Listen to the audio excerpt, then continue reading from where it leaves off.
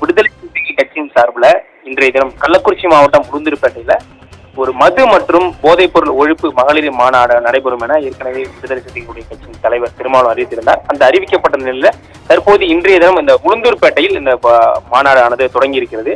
இந்த மாநாடை பொறுத்த வரைக்குமே ஏற்கனவே கள்ளக்குறிச்சியில் கள்ளச்சாராயம் குடித்து உயிரிழந்த விவகாரம், அது போல பூரண மது விலக்கு என பல்வேறு விவரங்கள் மூலியமாக இந்த மது ஒழிப்பு மாநாடு நடைபெற இருப்பதாகவும், தமிழகத்தில் பூரண மது விலக்கு அறிவிக்க வேண்டும், அதற்கு ஒரு எடுத்துக்காட்டாகவே இந்த மாநாடு அமையும் என ஏற்கனவே விடுதலை சிறுத்தைகள் கட்சி திருமாவளவன் தெரிவித்த நிலையில் தற்போது இந்த மாநாடானது தொடங்கி இருக்கிறது. குறிப்பாக இந்த மாநாட்டின் திரளை பொறுத்த வரைக்குமே பல லட்சம் மக்கள் கலந்து கொள்ளும் வகையில் ஒரு பிரம்மாண்ட முகப்பு மேடைகள் அமைக்கப்பட்டும், இருக்கைகள் அமைக்கப்பட்டும், அது போல அங்கு கலந்து கொள்ளக்கூடிய மகளிர்களுக்கு சிறப்பு சேலைகள், ஏற்கனவே இந்த மாதிரியான சேலைகள் தான் அவர்கள் அணிந்து வர வேண்டும் எனவே ஏற்கனவே திருமாவளவன் தெரிவித்தது போல, அதுபோல அந்த கட்சியின் கொடி மற்றும் சின்னம் அமைந்திருக்கக்கூடிய அந்த சேலைகள் கட்டி அனைவரும் வர வேண்டும் என ஏற்கனவே திருமாவளவன் தெரிவித்திருந்தார். அதன் அடிப்படையில் தற்போது ஏராளக்கணக்கான பொதுமக்கள் மற்றும் மகளிர்கள் அந்த மாநாட்டில் பங்கேற்று தற்போது அந்த மாநாடு தொடங்கி இருக்கிறது.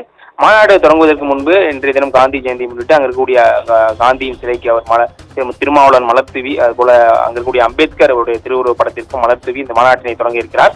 மேலும் இந்த மாநாட்டினை பொறுத்த வரைக்குமே ஒரு முக்கிய தீர்மானங்கள், அதாவது மது மற்றும் போதைப் பொருள் தொடர்பாக ஒரு முக்கியமான சில தீர்மானங்கள் நிறைவேற்றப்பட வாய்ப்பு இருப்பதாகவும் கூறப்படுகிறது. அந்த தீர்மானத்தை பொறுத்த வரைக்குமே மது விலக்கை நடைமுறைப்படுத்தும் மாநிலங்களில் அரசுக்கு சிறப்பு நிதி வழங்கிட வேண்டும் என ஒரு தீர்மானம் நிறைவேற்றப்பட இருக்கிறது. மேலும் மது விலக்கு விசாரணையை ஆணையம் ஒன்றை அமைத்திட வேண்டும் என்ற ஒரு கோரிக்கை தீர்மானமும் வைக்கப்பட்டிருக்கிறது. மேலும் மதுக்கடைகளில் முற்றிலுமாக மூடுவதற்கான கால அட்டவணையை அறிவித்திட வேண்டும், அதுபோல போதைப் பொருள் நடமாட்டத்தை கட்டுப்படுத்த உறுதியான நடவடிக்கை எடுக்க வேண்டும் என கிட்டத்தட்ட ஒரு 20க்கும் மேற்பட்ட தீர்மானங்கள், அந்த மது மற்றும் போதைப் பொருள் தொடர்பாக ஒரு தீர்மானங்களானது நிறைவேற்றப்பட இருப்பதாக ஏற்கனவே தகவல் ஆணையம் தெரிவித்திருக்கிறது. குறிப்பாக இந்த மாநாட்டினை பொறுத்த வரைக்குமே கட்சியை புதிதாக இணைந்துள்ள, அதாவது கட்சியினுடைய துணை பொதுச் செயலாளருடைய ஆதவ அர்ஜுனா இந்த முழு மாநாட்டிற்கு பொறுப்பேற்று அந்த மாநாடு தற்போது தொடங்கி இருக்கிறது. ஏற்கனவே கூட்டணி கட்சிகளாக இருக்கக்கூடிய அனைத்து கட்சிகளுக்குமே அழைப்பு விடப்பட்டிருக்கிறது. திமுக சார்பில் திமுகனுடைய செய்தி தொடர்பாளர் RS பாரதி, அது போல TK சிலமன் என பல கலந்து கொள்வார்கள். ஏற்கனவே விடுதலை சிறுத்தைகள் சார்பில் அதிமுகவுக்குமே இந்த மாநாட்டுக்கான அழைப்பானது விடப்பட்டிருந்தாலும் அந்த